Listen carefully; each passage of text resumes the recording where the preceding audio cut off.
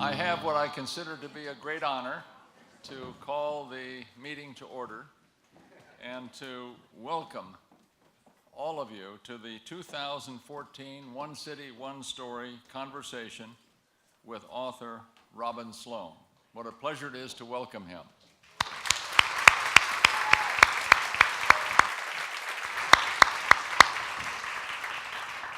I thank you for supporting the 12th annual One City, One Story program. The annual event is indeed one that we all look forward to attending each year. I consider it one of the high points in the very active life of this great community. This popular program has grown dramatically over the years, with book discussions and events now offered at all 10 library sites and throughout Pasadena in partnership with local community organizations. Last year, over 3,000 Pasadenans participated in One City, One Story. We are pleased and grateful to welcome author Robin Sloan, a fellow Californian and fellow innovator, to our city. Pasadena is a city of learning, one of innovation and promoting arts, science, and technology, all of which resonate through this year's book, Mr. Penumbra's 24-Hour Bookstore. I love this book because it offers a fascinating interplay between elements that are comfortable for a person of my generation, a bookstore. What's better than that? And the more challenging elements of the 21st century. So I look forward to hearing Robin talk about it through the questioning process with Jan Sanders. I'm delighted to welcome all of you to this special event and look forward to enjoying the conversation with author Robin Sloan and library director Jan Sanders, along with all of you. Now, before releasing the microphone, let me take a moment to express profound gratitude to a group of Pasadenans who have worked hard to make this program possible. It is the One City, One Story Selection Committee. I'm going to read their names. Many of them are here tonight because of their dedication. They've read this book. They know the story, but I'm certain they're enjoying the evening.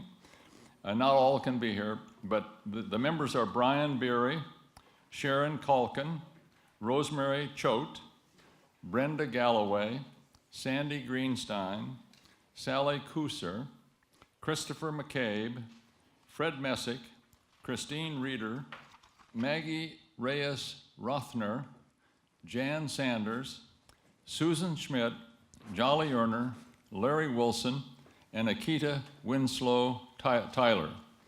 I also want to welcome a special welcome to a person who seems to touch base with all of the important activities in this city, our city manager, Michael Beck.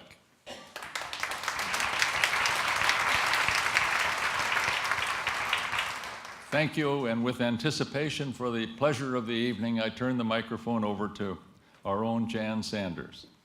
Thank you.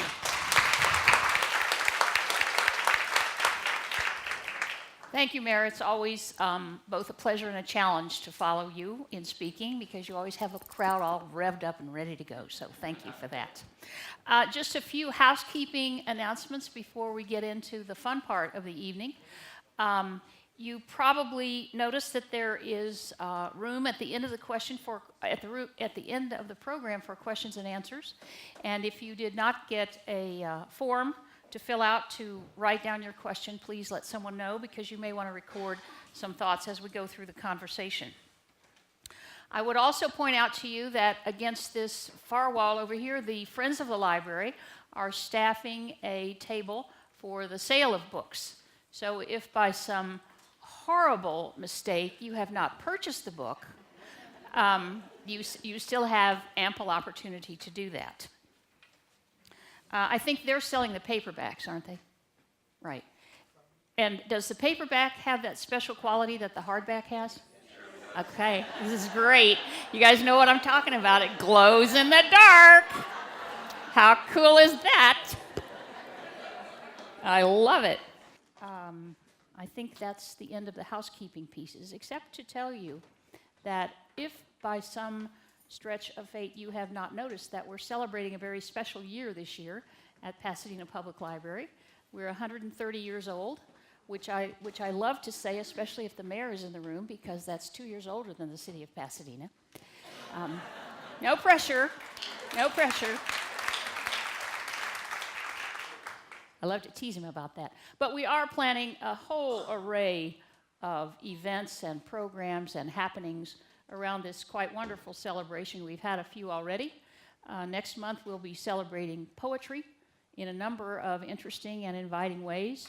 This summer we've added to the summer reading program, which we always have for children and for teens, and this year we have a component for adults. I made the mistake of saying an adult book club, and it's not really an adult book club. It's not quite like that, but we will be doing a lot of wonderful things over the summer, and if you would like, we hope that you will join us in that challenge. So there are a number of things for you to look forward to in the coming months, and right now you have a treat in store for you. I was lucky enough to spend some time this afternoon just chatting with Robin, and we were all over the conversational map. So you're going to hear some new and exciting ideas, I think, tonight. Robin is another former Midwesterner who finds himself in Pasadena, as many of us do, and is learning to appreciate and to enjoy this community, as all we Midwesterners do, given enough time. He's from Michigan. So, there was a yay in the back of the room. So, without further ado, you have read the book, you've seen the blog, and now in person, Robin Sloan.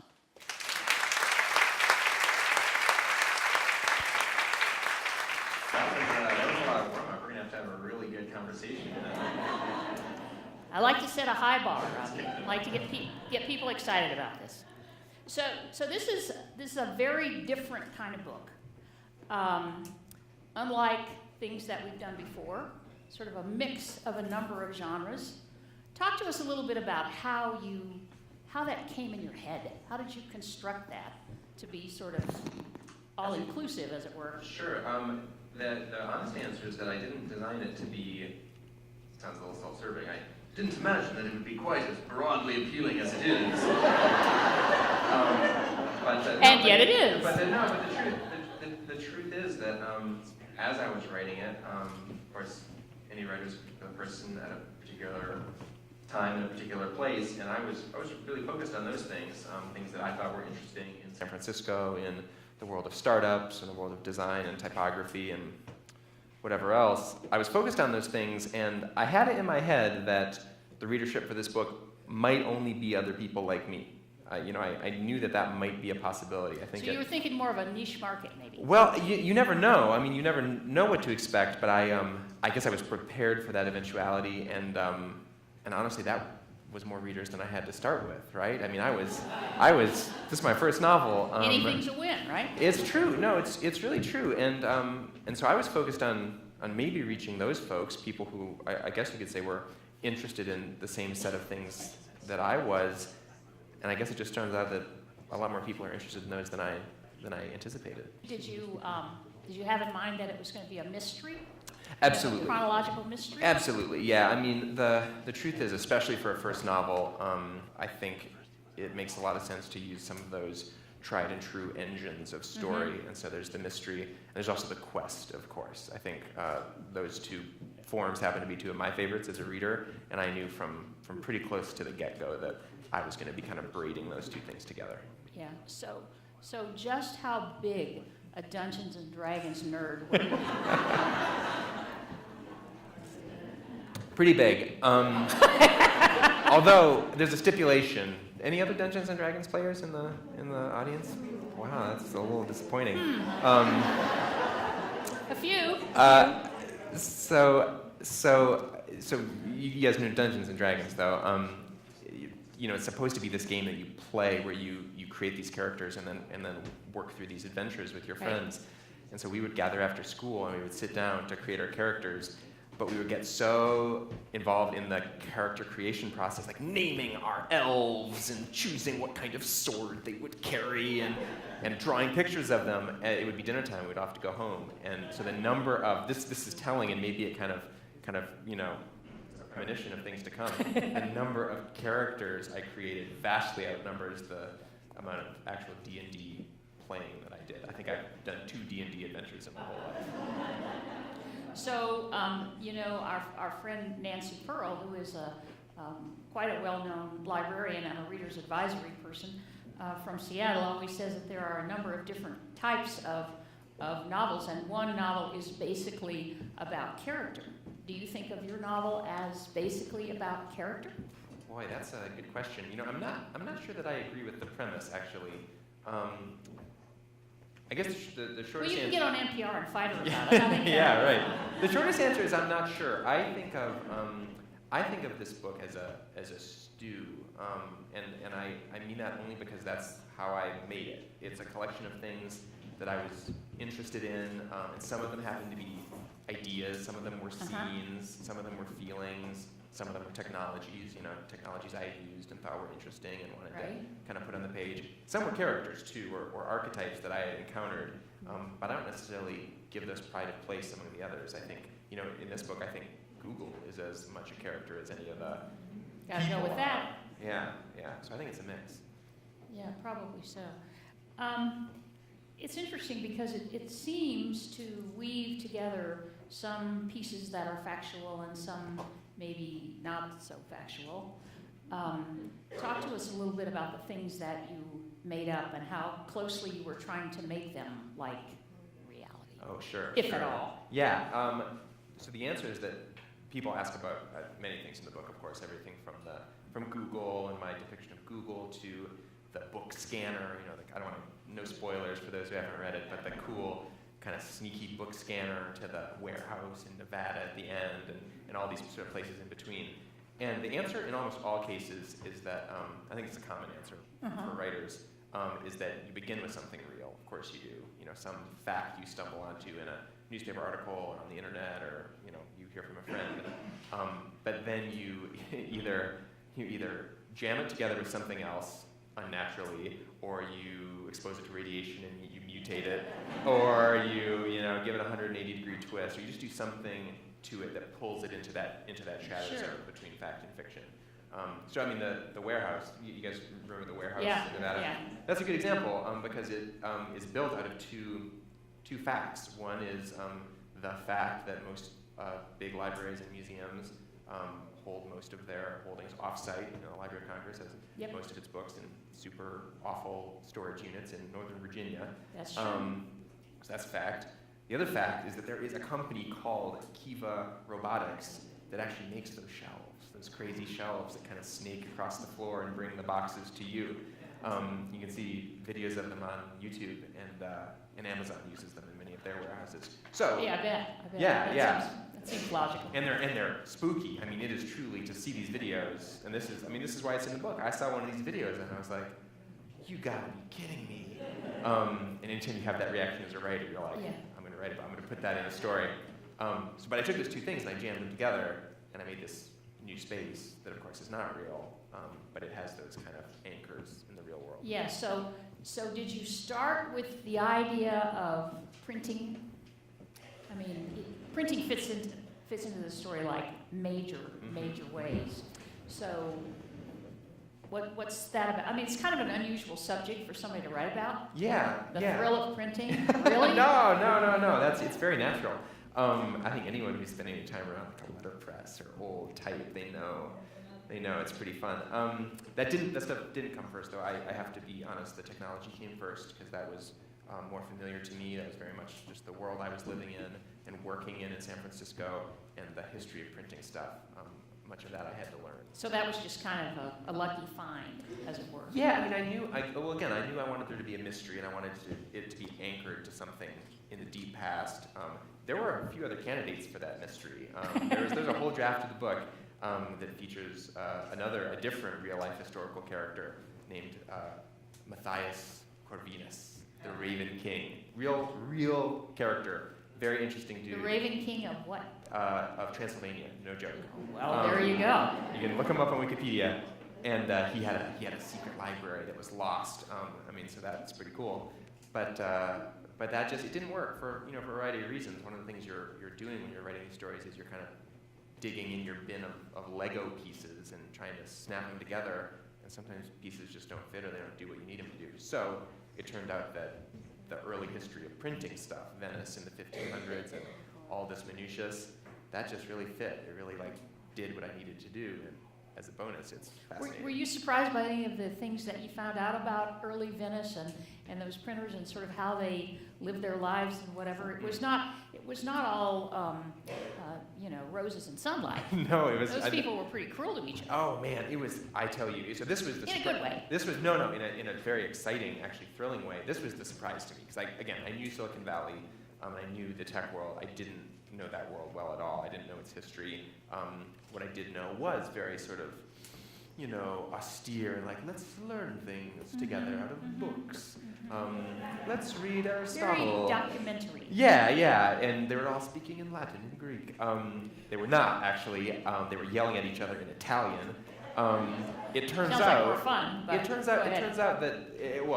I'll say that the more I read about that time, the more and more familiar it sounded. It was people chasing these amazing, really significant economic rewards. At the same time, they were transforming their culture and the world around them using this brand new technology, but they were also copying one another and stealing people and employees and competing like crazy in this chaotic environment. And you're like, oh yeah, I know that place. You know that place. Yeah. We all know that place.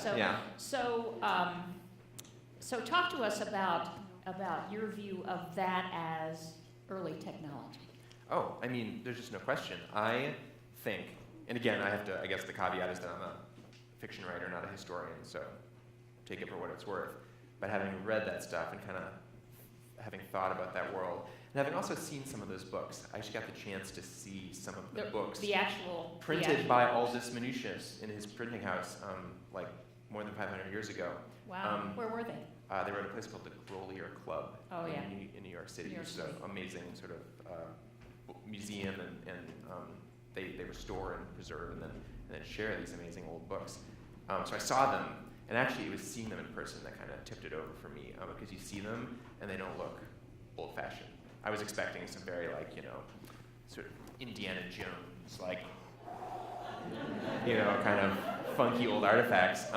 But no, they're beautiful. They're very palpably machines. They're made of, frankly, better materials than we've made books with for a long time now. And you just hear the stories about how many of these things were new. Some of the books that Manutius printed were even smaller than this. They were quite small indeed. Some that were almost this size. That's right. And they were literally, this is what makes you realize how it was truly high technology. Those books were the first time they represented the first opportunity that people had to curl up with Aristotle or Virgil or, so to speak. Yeah, Homer or Ovid.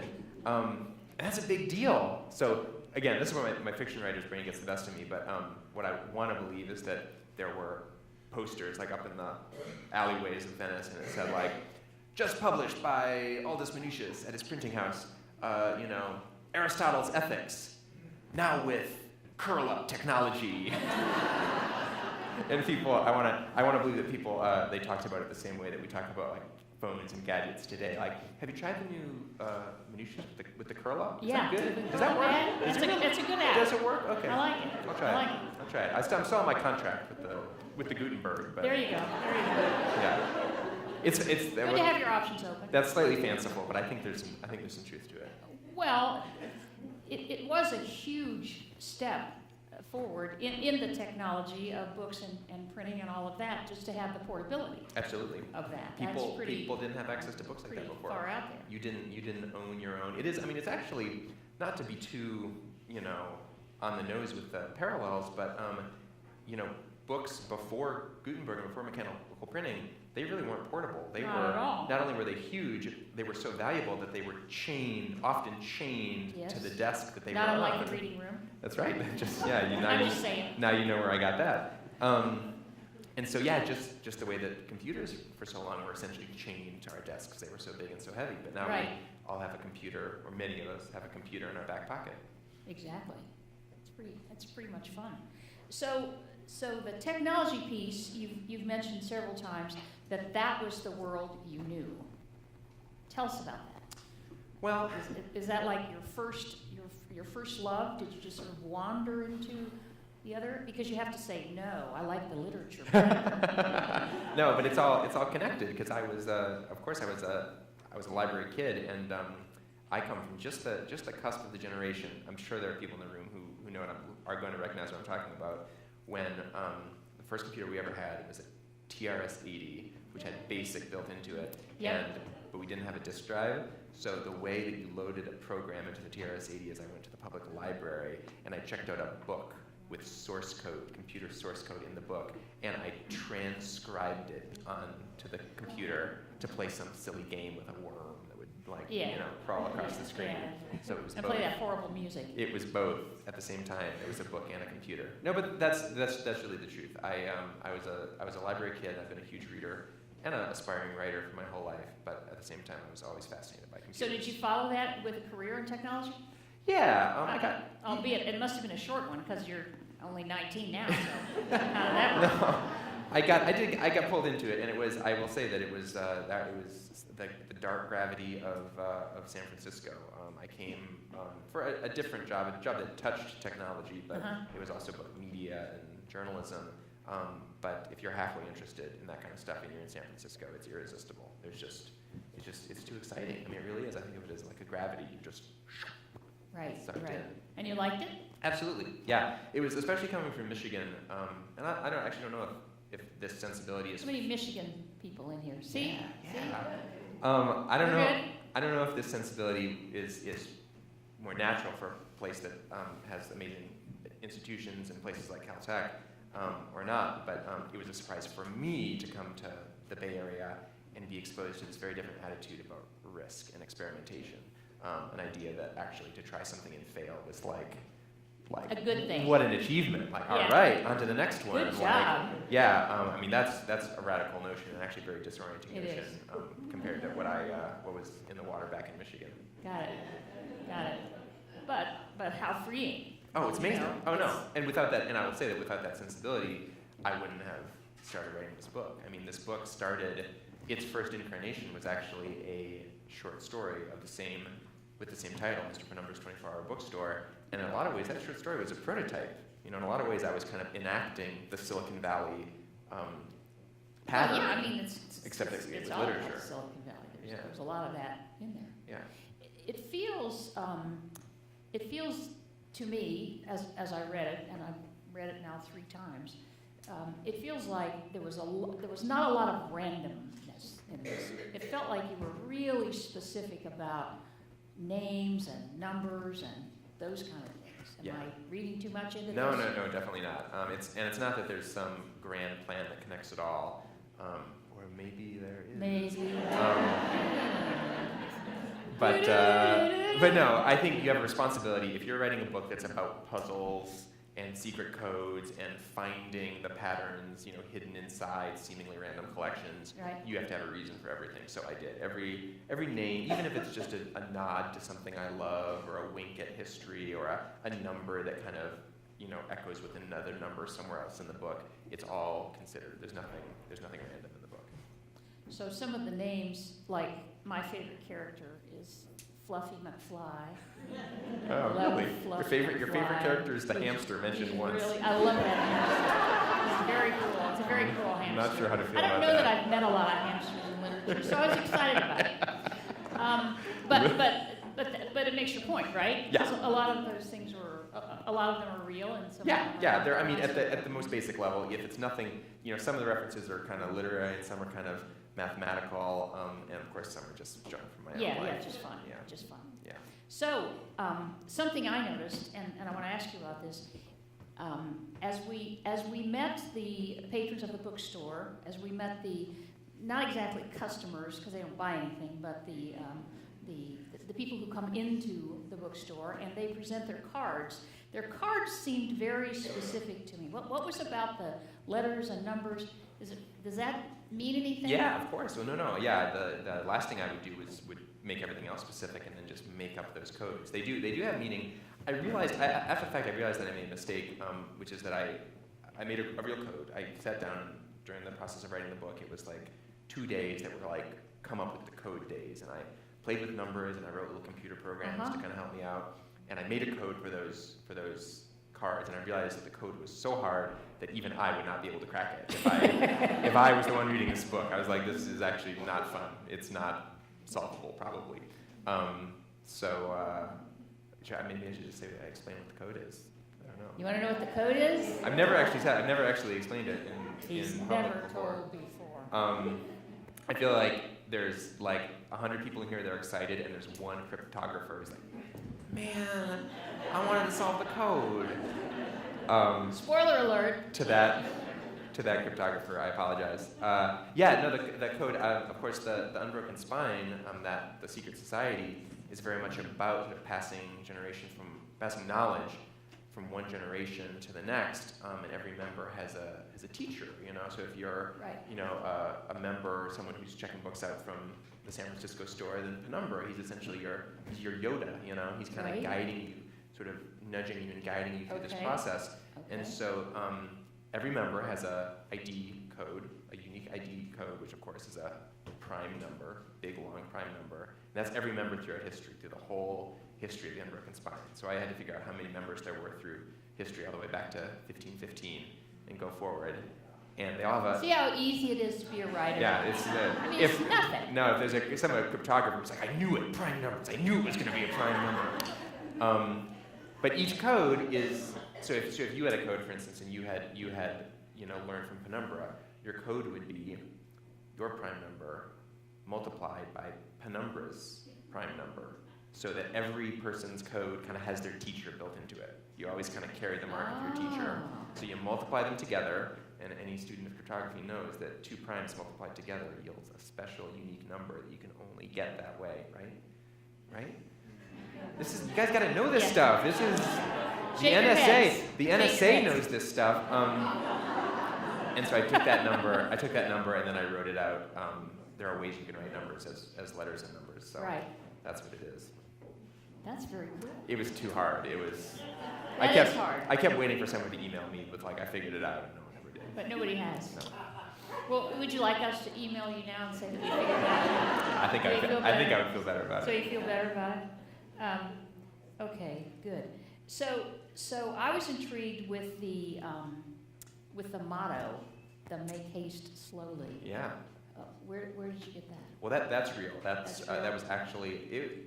So to be a publisher back in the 1500s, you needed 2 things: a Latin name and a Latin motto. You couldn't just be, I couldn't just be Robin Sloan publishing books. I'd have to be like Robinius, and I'd have to have some motto.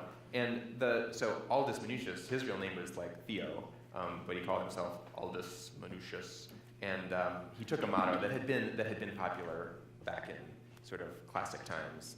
But yeah, the motto was Festina Lente, which there's a few different ways you can translate it, but the one I like best is Make haste slowly, which I think is like good advice for all times. And he had a logo too. It's kind of weird actually. It was a dolphin wrapped around an anchor. So it was like the bar. It did the dolphin and anchor. Yeah. The dolphin and anchor is the bar where they meet, right? Yeah. At the end of You got the it. story. See, I did read this. It's not just a trick. But it's interesting that particular motto, "Make haste slowly," seems to me so apt for the world we find ourselves in, and all of the technology and all that, which is making us hurry, hurry, hurry, and get things done more quickly and do 4 things at once and all that. And it's a little bit of hurry up and wait. Yeah. Well, I think it has different implications in different domains, and as a creative person, I interpret it a very particular way, and this is how I think about it. I'm often caught up in all the new opportunities that are available to us. You can tell stories on Twitter, right? You can use Facebook to tell stories. You can, tell a story in a video game instead of just on the page. You can make an app or whatever it is. it's very exciting, and there's a sense that if you don't do it, other people are going to get there first. And it's fun to be the first one. It's fun to be a pioneer in these new spaces, Well, right? some of us are not very competitive. Well, maybe that's part of it too. I want to be first, or at least top 3 or 4. Yeah. Okay. So there's that sense of like these new spaces are opening up, these new frontiers, and you want to rush into them. So that's the make haste, and you do feel it all the time. But the slowly part is, I think it's about craft and the notion that you can make things really fast on the internet. I mean, the time between thought and like sharing something with an audience of millions on the internet is now like literally the time that it just took me to say that. You can just blast stuff out there. But the fact is that stuff that is made quickly and distributed quickly tends not to last very long. It has a very short half-life. So the slowly part says, hold up, take your time, apply some craft to this undertaking, and actually make something that's worth saving and worth sharing. So a little care, A little care. a little attention to Yeah. how the whole thing is going to. Yeah, and I think and books are still great examples of that. I think it's dangerous to be the kind of writer that takes 10 years to write a book. That's especially if you want to write about the world we live in now. If you want to write about ancient Rome, then you can probably take as long as you want. But if you want to write about the world we live in now, you do kind of have to keep up with it. Well, you do, because you'll be passé before you get published. That's Be right. careful. That's right. And especially for people with interests in sort of science fiction and talking about the future, talking about these issues that we face now. So there is that sense of like, make haste. On the other hand, you can't write a book overnight, and you do have to sit down and spend time with it and edit it and work with other people to make it better. So Right. that's the slowly. So there's a lot in the book about Google, our friends at Google. Those are the primary pillars. And you put some ideas into that campus, put some thoughts into what they might be doing or driving forward or any of that. Was any of that based on actual conversations you had with people? Oh yeah. I knew you hung out in Silicon Valley a while, so. Yeah, absolutely. It's hard. Google is a pretty sprawling enterprise at this point, so it's hard to spend any time in San Francisco or thereabouts without encountering some Googlers. So I have known my share, and I have gone down to the campus and had lunch there, and gone to meetings and everything else. And of course, there's a lot you can read about it. There's no shortage of journalism about dispatches from the Googleplex. But I should say that my depiction of Google is not, having said all that, it is by no means a documentary portrayal, and I don't intend it to be. It's very much a One man's opinion. well, I mean, I think I got it right. To be honest, I think I have captured the spirit of the place, but it is an affectionate exaggeration. It's not, this is how it is. Okay. Yeah. I essentially, if you can imagine that you kind of like turn the knobs and you sort of dial it in, and you've got the Google signal, and then you've got a big knob over on the side, and that's the Willy Wonka factor. And so you just kind of turn it up a little. I think that's what I did. Okay, so now we all have to read it and look for the golden coupon. Yeah. Okay. One of the things that Penumbra says to everyone who comes in is, what do you seek on these shelves? You made that part up? I did. What do you seek That's my on invention. These shelves. What was your thinking in that? Were you trying to get into Penumbra's mind, the customer's mind? I mean, what? Well, I think that's just such an interesting quotation to have. What do you seek on What do these you shelves? seek in these shelves? In some ways, I'm trying to, in that moment, because Penumbra is pretty flawed in a lot of ways. He's a cool character, but he frankly has a lot of problems. And it's just, he's an interesting character, but he's not Gandalf, right? He's not the one who has all the answers and will save the day. Not at all. Which I think is interesting. But in that moment, he really is the perfect bookseller or the perfect librarian, because, well, the reason I think that's true is that I believe deeply in the notion of the right book at the right time. I think that the idea of like a universal rating for books, like, is this a good or a bad book? Or like, is this the right book for you or not? It doesn't make any sense. Like, books intersect with people's lives and people's brains at very particular times. And a book that made no sense 10 years ago could be the book that changes your life today. The book that is phenomenal and mind-blowing today could seem naive silly in another 10 years. So that's kind of what he's getting at. He's like, okay, I see you there now. What do you need right now? Yeah, interesting. Okay. I want to talk a little bit about something that you and I talked about this afternoon because I thought it was so interesting. We were chatting over a cup of coffee and we were talking about old knowledge and new knowledge and how science sort of intersects the written word and how that all comes together and works and whatever. And you were telling me about an interesting theory you have about the posture of reading. Oh yeah. Explain that to them. This is I never had thought of it this way, and I thought it was kind of cool. Well, I got this from a friend of mine who thinks about these kind of things. We've written a blog together for many years. This is what kind of friendships a person forms in the 21st century. We're co-bloggers.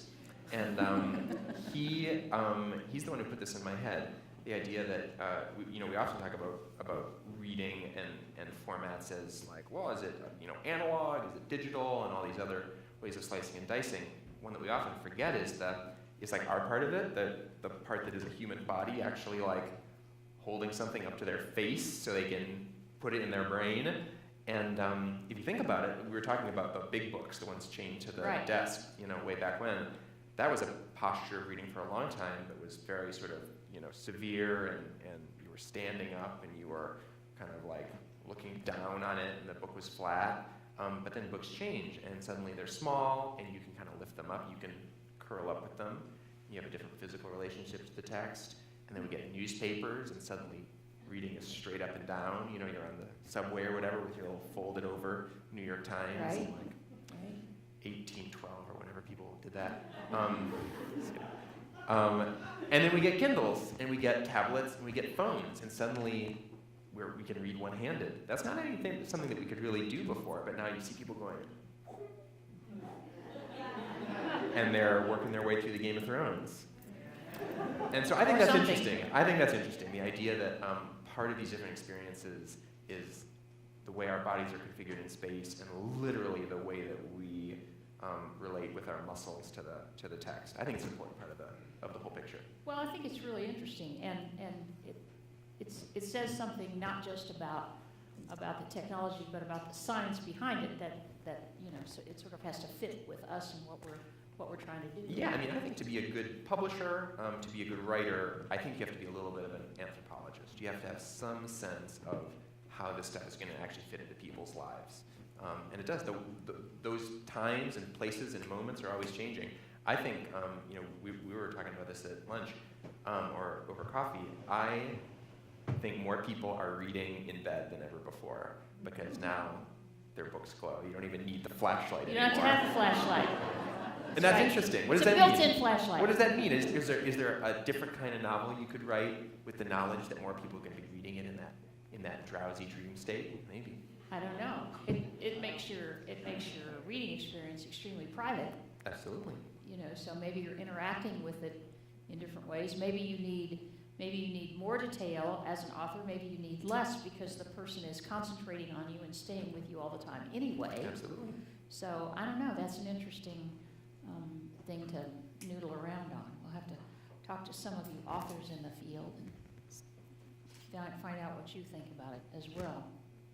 So a big piece of this book talks about singularity and immortality. Talk to us about that and how that sort of got in there. Yeah, the reason that's in there, and this goes back to the beginning of our conversation, everything in here is something that was kind of ping-ponging around my own life, things I was hearing or getting interested in myself. And it is the case, I don't know if it seems weird or not, I've completely lost perspective, but it is the case that this notion of the technological singularity it's not a mainstream idea in Silicon Valley. It's not like something that everybody believes or believes in, but like a lot of people do. It is a significant fraction, it's certainly a significant fraction of Googlers or people who work on these truly high-tech projects. Okay. It's people who think that our vision of the future is flawed because we tend to think in straight lines, kind of straight line extrapolation. It's very natural, very human to do. And the future of technology has always been and will continue to be an exponential curve. And we just have a really hard time with kind of following those trajectories. Now, whether that's true or not, and where that leads us, who knows? What was interesting to me is the fact that I was hearing that so much. And like over burritos. I mean, this is just like every day, like, how about This this? is not a seminar. How about that? No, it's just like, how about that singularity? But I wasn't seeing that in fiction. I read a lot of fiction, and I read a lot of science fiction. I read a lot of contemporary fiction, and I just wasn't seeing it. So I thought maybe it'd be interesting to kind of give that a place, give that a voice. I think it is. I think it is interesting. Yeah. And what would you do with your extra years? With my extra, that's a good question. I want to say that I would write more because I think you start writing these and the math becomes a little bit too clear. You're like, okay, it takes me 2.5 years to write a book, and I live to whatever. Oh man, I better write the right books. Like, You got a lot of work ahead of you. You only get so many. So I'm tempted to say I would write more, but on the other hand, maybe that's wrong. Maybe I would write exactly the same number and then do something else entirely. I don't know. Well, maybe you would go back to that premise you were talking about earlier about the carefulness of it. Yeah. You know, You could maybe have it doesn't take you 2.5 years. Maybe you write on a different subject in a different That's right. area, and the structure and the detail of it is such that it's not 2.5. You could It's take 4.5. You could take a little more time. Or yeah, whatever. That's a possibility as well. Absolutely. Yeah, that's interesting. Okay.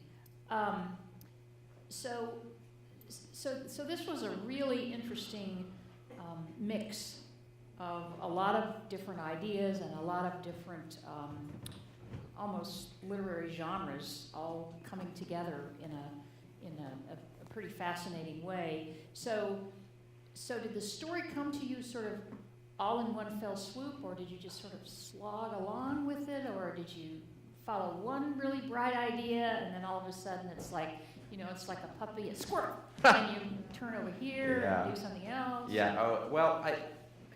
Slog doesn't sound right, but I want to say slog. I'm just going to go with slog because. Feel free to use it. Because I am always suspicious. I hate it when writers say inspiration. I just followed the characters wherever they went. I feel like I hear writers say that a lot, and I don't believe it. I think maybe they believe it, and I still think they're wrong. I think that there is some psychological, at least self-deception happening there.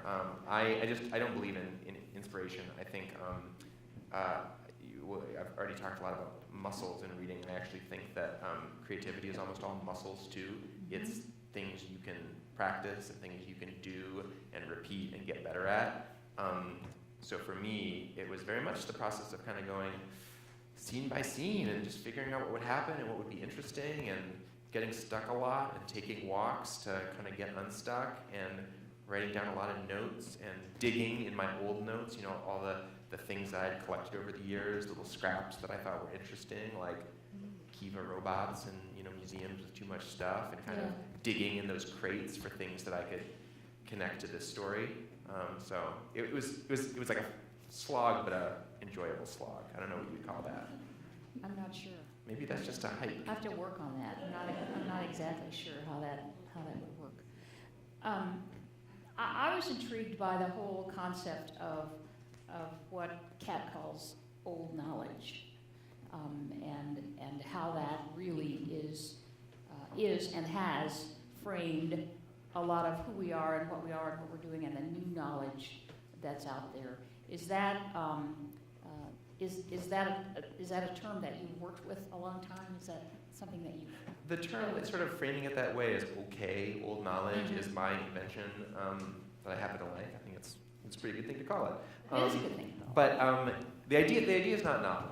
It is definitely the case that a lot of people who work in or around the internet or search engines acknowledge that the stuff that they have access to, the stuff they can crawl, is a pittance compared to all the things that all people know, all the things that are in all things that are in libraries, but really the things that are in people's heads. I mean, that's the treasure. And if you could somehow add all that up or visualize all of that, it really is the case that the entire sum contents of the internet would look like a speck in comparison. Yes, a little thimbleful. Yeah. And of course, there are people who are trying to extract that in different ways, whatever. But we haven't done it yet. It's still, for better or for worse, it's locked down in our are we heads. making progress? Do you think we're getting there in terms of capturing I think all that? I think we're making some progress. I don't know that we have to solve Is that a problem. reasonable goal? Yeah, I don't know if it is. I think it's good for some things to be human and for us to have to extract. Kind of figure it out? And just have to extract, I feel like what happens? Let's say we were successful. Let's say the Google bot Unleashed was like when interviewed everyone in the world was like, what do you know? How do you make a perfect chocolate chip cookie? How do you pull out your socks? How do you know when someone is angry at you? And on and on and on. And it learned it all. Yeah. Like, I don't even we were like, okay, that's it, we're done. Now we know everything. Yeah, I'm just not sure. I'm not sure what the end game is there. It certainly takes the romance out of things. Well, the truth I gotta is, say. if I have any criticism, any great criticism of Google and many of its peers, it's that they perceive everything as a problem to be solved. Like the whole game is like, life is complicated and we can't get the answers we want, and some things are too difficult, and so we're gonna solve these problems one by one. But I actually think the problems are kind of the fun part. I mean, it's like we make life too easy, and sort of everything is this frictionless experience where a computer is serving up the right answer in the next step. And it's like, what's left for us to do? Just watch TV? I don't know. What's the thrill of that? Yeah, I don't think we need to actually solve every problem. I think there's just some really hard, serious problems that cause a lot of pain. We should absolutely solve those. But I think maybe it's fine for us to stumble around and, find a coffee shop on our own sometimes. Well, it is fun. So it is fun. I mean, you want to have your own ability to put your own personality into things and sort of make it work for you. Yeah. I think that's kind of a good idea. That made me think of something else that went completely right out of my head.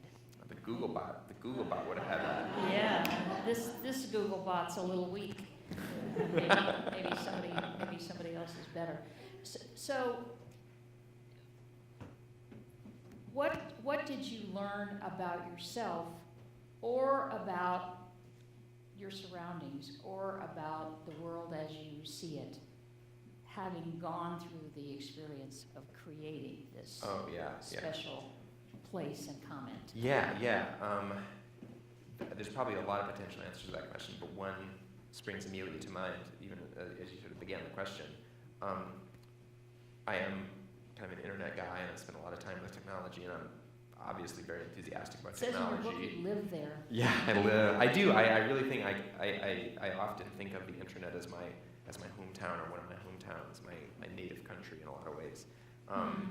I'm sure We that's. could get all kinds of psychology into that, but it's okay. I think it's a more common. I actually think that I'm sure there's some young folks in the crowd. I think it's a more common feeling than some people realize. It's not. I've definitely said it to some people and gotten this sort of slow nod of like, me too.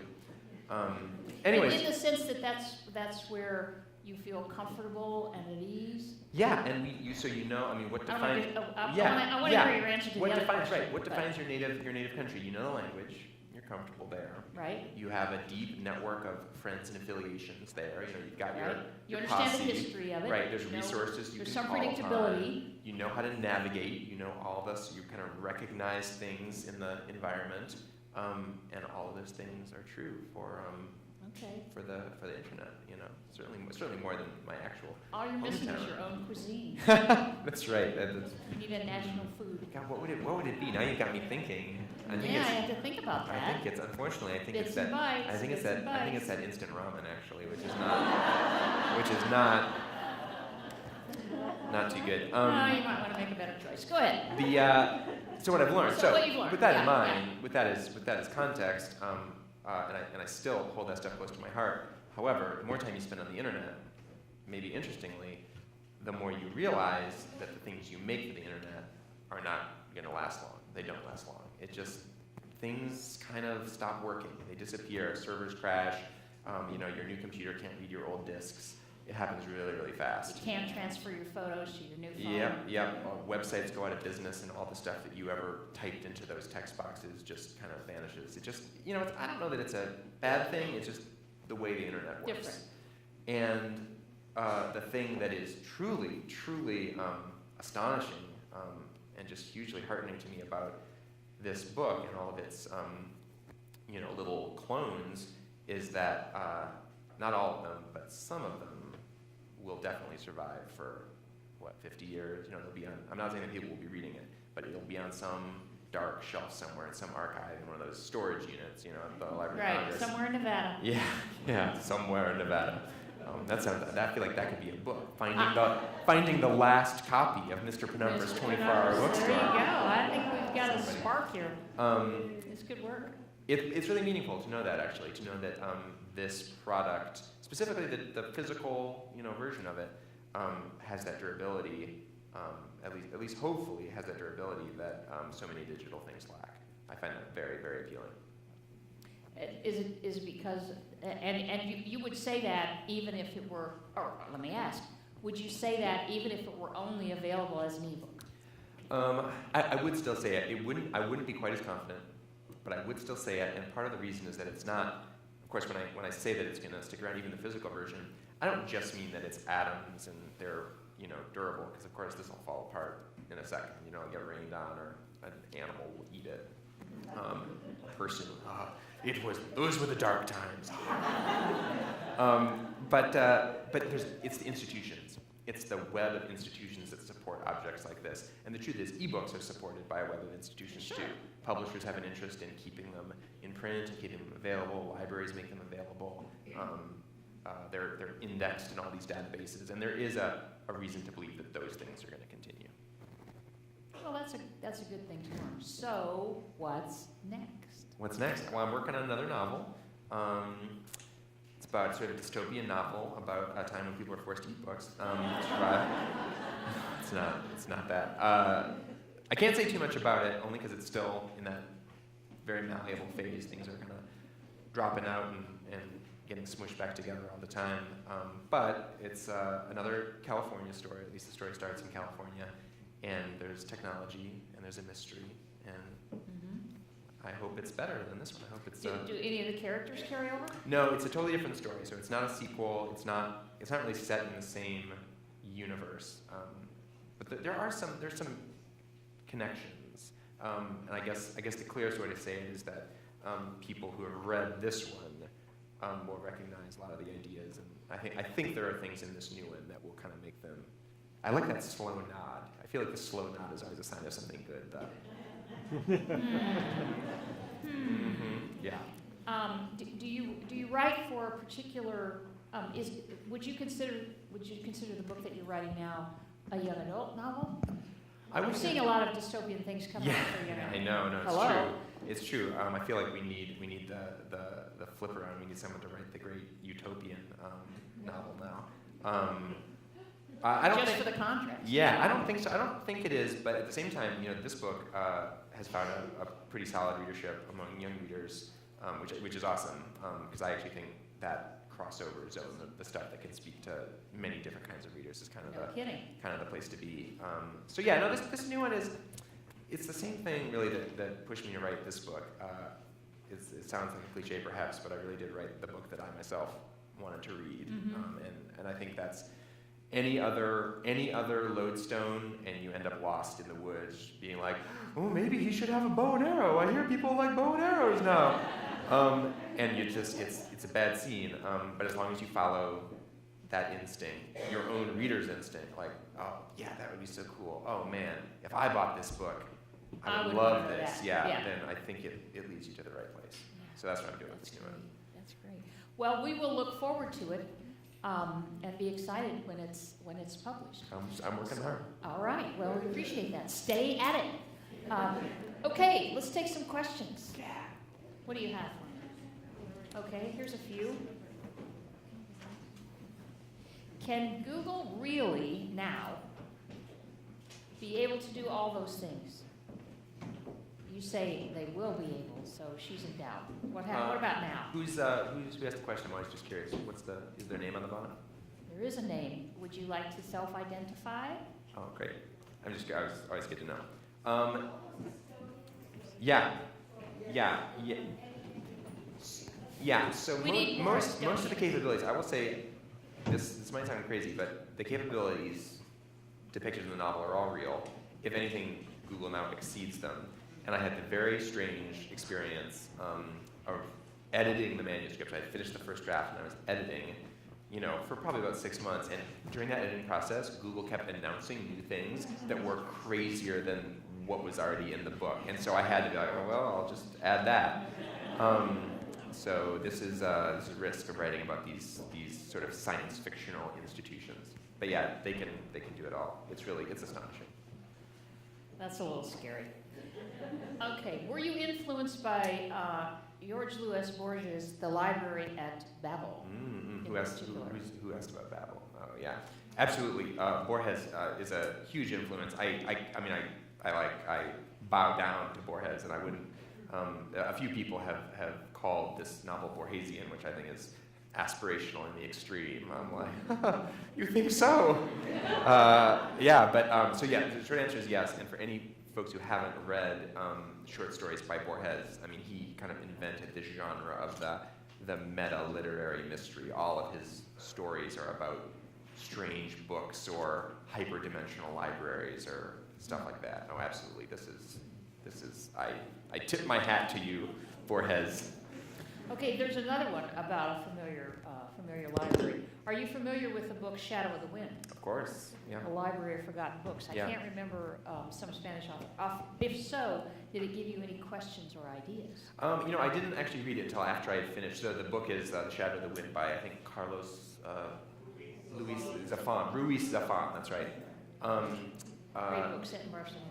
Yeah, it's a terrific book. I didn't read it until after I finished this, thankfully. I think it would have messed with my head if I had read it while I was still working on this.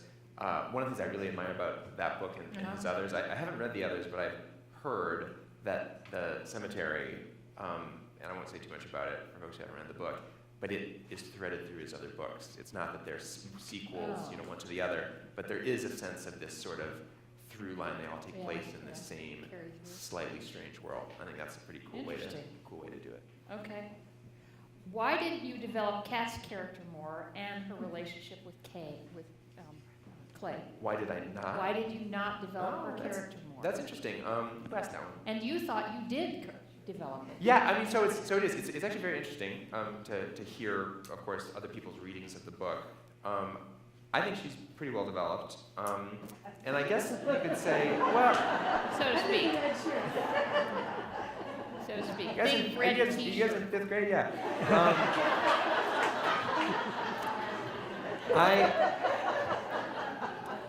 Let me put it this way. I actually think at this point, other people's readings of the book are in fact more legitimate than mine. Once you kind of finish it and push it away, it's of course very interesting to see how it kind of works on other people's heads.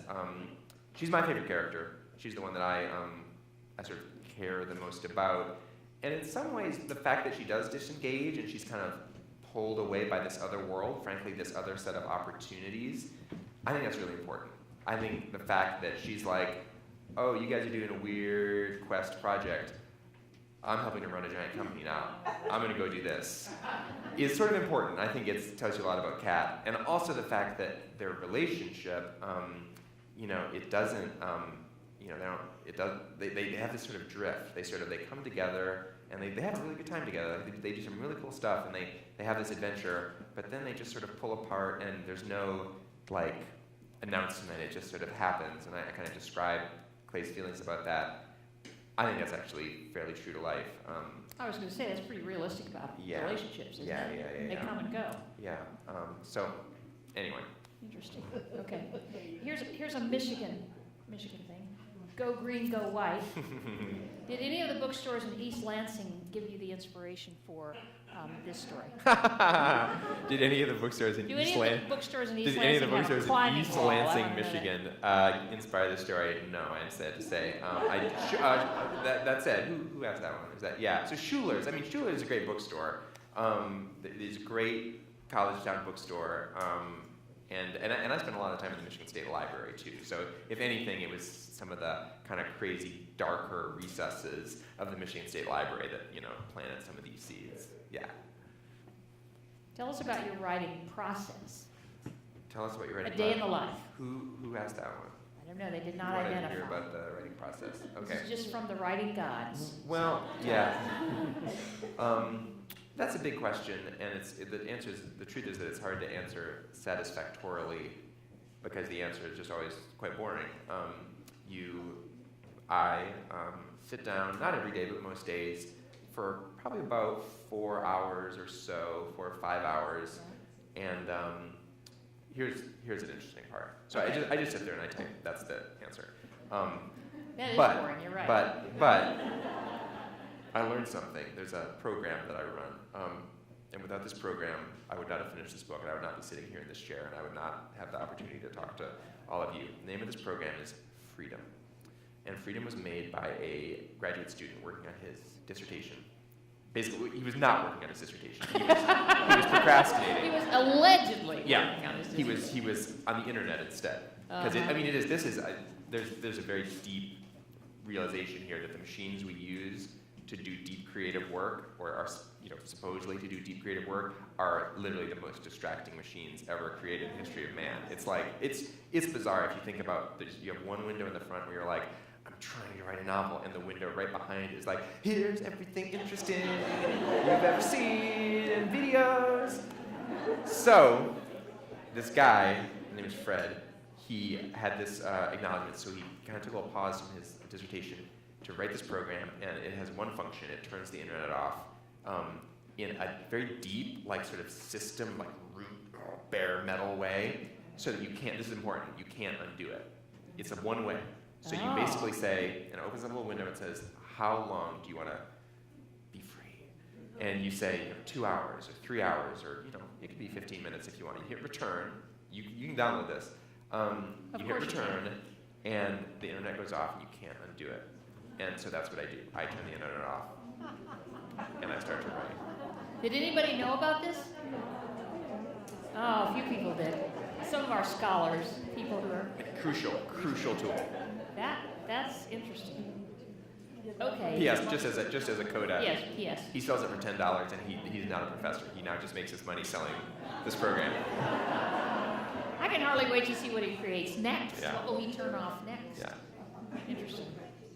Okay, here's a deep esoteric question. Why glow in the dark? Oh yeah. I love it. That's a great question. Yeah. So you guys know the cover glows in the dark.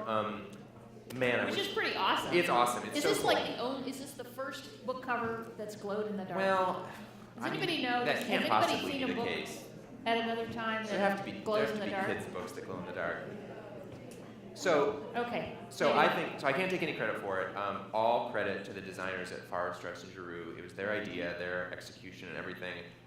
I do think that the most brilliant decision was the second most brilliant was to make it glow in the dark. The first most brilliant decision was to not put a sticker anywhere that says glows in the dark or whatever. Because it means, I'm sure this happened to some people, it'll be like 2:30 in the morning and your cat wakes you up or whatever, and it's awesome. It is so many people have had their minds blown by the mysterious glowing book. I think it's just... Well, however, it does not glow in the dark under the covers. I would like to point out. Well, you were talking about reading under the yeah, cover. you need to charge it up. It doesn't, it's doesn't not, really glow in the dark. It's under like the a... covers. I tried it. It just doesn't work so well. It's an older technology. I guess. Okay. So another bookstore question. Was there a bookstore in San Francisco that you used as a pattern for your book? Feeling-wise, the bookstores, there's kind of two bookstores that I love best, and they're not direct inspiration because they don't have those ladders. You need the ladders. The ladder's key. The ladders are the key. So I supplied the ladders. The ladders are my imagination, but the two bookstores that kind of supplied other parts are City Lights Books, of course, a classic institution, which is where Penumbra's is. That's the neighborhood. And Green Apple Books. Anyone been to Green Apple Books? Yeah, there's a few. It's fantastic. It kind of flies a little lower under the radar, but it's out in the Richmond neighborhood of San Francisco. And for my money, it has the perfect indie bookstore atmosphere. What is that? It's a little cluttered. Apart from it not having ladders, which is Yeah, kind of I know. close. But there is a rickety staircase, which kind of puts you on the right Oh, path. that's close. It's when I talk about warm golden light, there's a few times I kind of talk about the light of the bookstore, and Green Apple has the light. It's all just kind of glowing wood. Very cool. Okay. What were the best and worst pieces of writing advice you've received? The best and worst pieces of writing advice. That is a great question. Isn't it? Whose question is that? That's a great question. The best, the thing is, I know I have great answers to this. I have to just think about it for a second. One of the best pieces of writing advice I ever got, it just had to do with drafting. It was from an early writing teacher who, and he got this from someone else, but he was just a big believer in the vomit draft and in finding ways to turn off your critical faculty when you're drafting, because nothing shuts you down worse than just analyzing and evaluating the words as they come out onto the page. You just like grind to a halt. So it wasn't like a pithy line of advice, but just that practice, like just write it, like blah, and then wait till later, wait till the next morning to kind of look at it, and then start to edit it and evaluate. Don't evaluate it as it comes out. That's really important. I don't think sitting down to just type for 4 hours works unless you can do that. And what's the? That's an interesting term, the vomit. Vomit draft. Yeah, it's the Colorful. The Writers for the New Yorker. It's a sort of institutional term that I believe had its origin at the New Yorker magazine. Is if you asked a New Yorker editor, so you get any vomit drafts today? They'd be like, oh yeah. I specifically requested one. I don't know about the worst advice. That's a hard question because of course you tend to just throw out the bad stuff. But basically anyone who ever talks about inspiration, like no, not interested. Doesn't really work. Other questions? Do we have other questions? Did you have a question, Kathy? You said you were very eager how you selected the name, so what brought Mr. Penumbra? Oh. Okay, let me repeat the question so they get it on the taping. The question is that you had indicated you were very specific and particular about the names that you chose, so why Penumbra? Why Penumbra? As I think I mentioned, I take a lot of notes, just things that are interesting that you sort of run across that it's like your collection of Legos, and many of those notes are just individual words. You run across words and you kind of build your hoard of words that are interesting for different reasons. You don't necessarily know what they're going to be used for. And Penumbra was on that list for a very long time, and for really kind of two reasons, one shallow and one deeper. The shallow reason is I think it sounds really cool and mysterious. And the deeper reason is that the meaning, and of course I'm sure many folks know this, but the meaning in sort of astronomy and kind of optics is the fuzzy edge of the shadow. In a shadow, like from an eclipse or even just an object that's casting a shadow, the dark part is the umbra, that's the dark shadow, but the fuzzy edge, the boundary between light and shadow, is the penumbra. And I think that's a pretty beautiful idea. It's totally the space where I like to hang out. And it's where Mr. Penumbra hangs out too. I mean, he's kind of in that border zone. So I was pretty sure from the outset that his name was going to be Penumbra. We want to thank you for taking us to that place, for showing us that space between the light and the shadow, and for being our guide to that. It's been a real delight. Thank you for being here, and thank you for chatting. Thank you. Thank you all. Thanks.